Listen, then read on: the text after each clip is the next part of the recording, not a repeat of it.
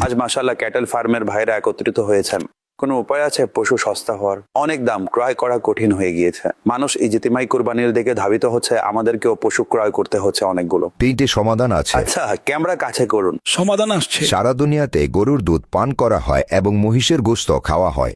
আমাদের এখানে মহিষের দুধ পান করা হয় আর গরুর গোশত খাওয়া হয়। আমাদের পুরাতন কাস্টমার থাকে, তারা আমাদের কাছ থেকে পশু ক্রয় করে নিয়ে যায় আর কুরবানির পর তার পেমেন্ট করে থাকে। চুক্তি তো হয়ে গেছে, এখন ঋণ পরিশোধ করলো না এবং পশু কুরবানি করলো, এইভাবে তার কুরবানি হয়ে যাবে, কেননা সে তার মালিক হয়ে গেছে। মার্কেটে একটি রুলস আছে, যদি আপনি ক্রয় চুক্তি করে ফেলেন এবং আপনি আপনার টোকেন ফেরত চান, তা দেওয়া হবে না। বায়না ফেরত দিতে হবে, জব্দ করতে পারবে না। 25 লাখের জিনিস 50 লাখে এজন্যই বিক্রি করছো যে বেচারার গলা তোমার হাতে এসে গিয়েছে। আপনার কাছ থেকে ক্রয় করলাম, নিজে টাকা লাগাইনি, লাভ রেখে তাকে দিয়ে দিলাম। এই পদ্ধতিতে পশু একটি বাছুর যা ঘর থেকে 5 লক্ষ টাকায় বের হয়েছে তা কুরবানি হতে হতে 25 লাখে পৌঁছায়। এইভাবে ভ্যালু বৃদ্ধি পায়। মদনী মুজাকরা।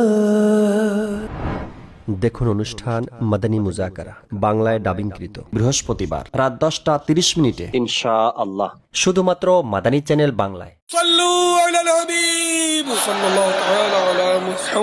আমাকে নিজের এবং সারা দুনিয়ার মানুষের সংশোধনের চেষ্টা করতে হবে ইনশাআল্লাহুল করিম।